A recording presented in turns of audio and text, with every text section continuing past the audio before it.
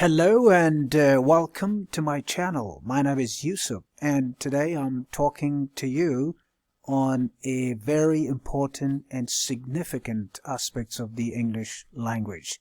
That means tenses. Tenses are really important if you want to speak clearly, write clearly and accurately. Understanding tenses will give you an opportunity to convey your message meaningfully, all right, and at the same time appropriately.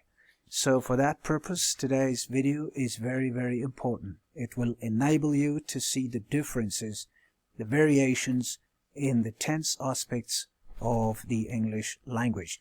There are different tenses, right? Present simple, past simple, future simple, and present continuous, past continuous, and future continuous, present perfect continuous, past perfect continuous, and future perfect. These are different, tenses.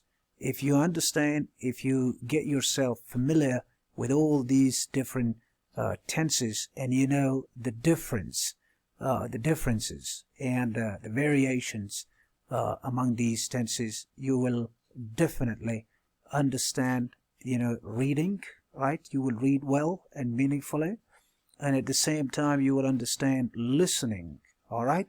Listening, the message through the listening communication of the English language, and you will become accurate and appropriate speakers of the English language. At the same time, you can communicate your message in the written form of the English language if you are familiar about the different situations where we use these different tenses. Okay, now let's start. You see here some examples given to you down there, and the explanation is also given with the brand of the tense, the name of the tense. For example, it's the present simple tense, and the explanations for this is that we use the present simple tense for action that is repeated every day. Okay, it's not Friday, but it's every day. That means habitual action. All right. For example, I visit my uncle every Friday. So every Friday is repeated. Okay, the action is visiting. And my uncle, that's your object. Okay. In this sentence, you have three parts. One is the subject. I can say four parts, but normally a sentence has three parts, so that means the subject, I, and then the verb. The first form of the verb is used because it's in the present simple. Your subject, I, is the first singular pronoun, and with this we don't use any s or es. We simply use the bare infinitive. Okay, my uncle is your object. Okay, object starts from here until here, right? Okay, I think I should put here a full stop to make it a complete sentence. So in this case, this is a repeated action. Repeated action means every Friday the same action. That means visiting uncle. Okay, visiting my uncle, it happens. Okay, I visit my uncle every Friday. All right, we can also use this tense for facts that are believed to be true, like generalizations of the facts. For example, cats hate mice. Yes, this is a usual truth. Okay, this is a general truth that cats hate mice. In this case, cats is plural, and that's the subject. Hate is used, the verb, the bare infinitive, the first form of the verb, and mice is the object. Okay, so this tense is also used for facts that are believed to be true. That means generalization. Like, for example, the sun rises in the morning, not in the evening. Okay, not at night. So in this case, the sun is your subject. Okay, and this subject is singular, and when it's singular you put s or es with the verb. Okay, that's s here in this case. Okay, in the morning. Similarly, you can see here schedule events.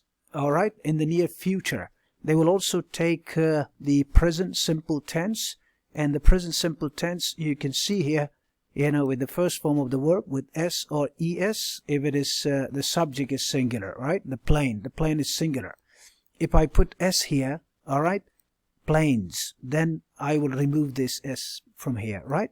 Okay, so the plane takes up at 10 o'clock tonight. That means this is a sort of a scheduled activity, and that will happen in the future, right? The second tense is the present progressive tense. This present progressive tense, also we call it continuous tense. This means the action is in progress. It started in the past, but it hasn't finished, right, yet. So what we could say, for this kind of tense, you will use the verb to be, is, are, am, and then you will put here with the verb ing, okay, the main verb. There are two verbs used in this progressive tense. Number one is am, and that's the auxiliary verb, helping verb. And the second one is the main verb, and you put ing with it.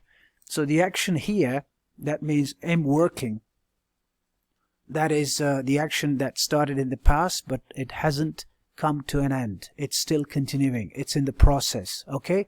So this kind of tense is used for action that takes place now or at the moment, right? For example, here, I'm working on my computer.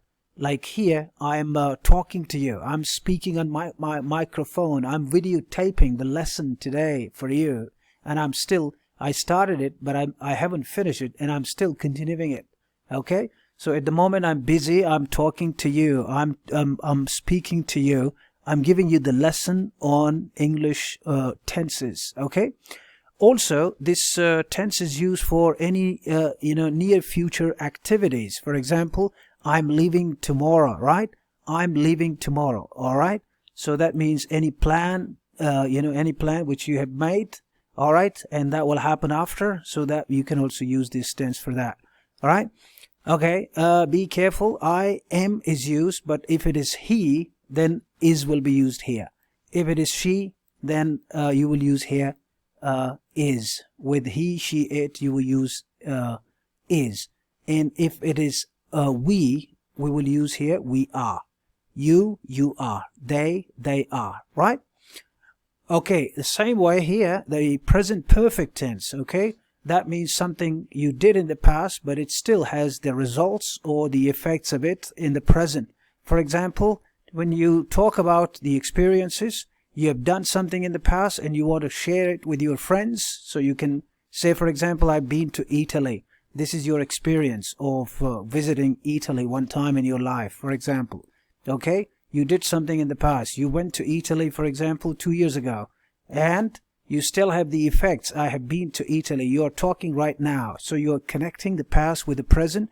This tense, present perfect, is used. Remember, it will use two things. The auxiliary verbs, has and have, right? With he, she, it, you will use has. And with I, you, we, they would use have, right? Okay? Now here, past action that has the result in the present, for example, she has read that book, okay? That book which is now in your hand or in the hand of somebody, or you see that book, all right? It's already been read by her. She has read it, okay? Yes, she read it in the past, but she still knows a lot about this book in the present, okay? All right. This tense is also used, with the action that started in the past and continued up to now. For example, I say, I have lived in this town for 12 years, right? I've lived in this town for 12 years. That means I'm still living in this town, okay? I moved, to this town 12 years ago, right? And I'm still living in this town. So that means connecting the past, the first time the activity happened, and it is still on there, right? So this tense is used in that way. Present perfect progressive tense will take has been and have been, and with the first form of the verb ing will be used, okay? Because that means it is perfect, and then at the same time it is progressive. That means the actions are cyclical.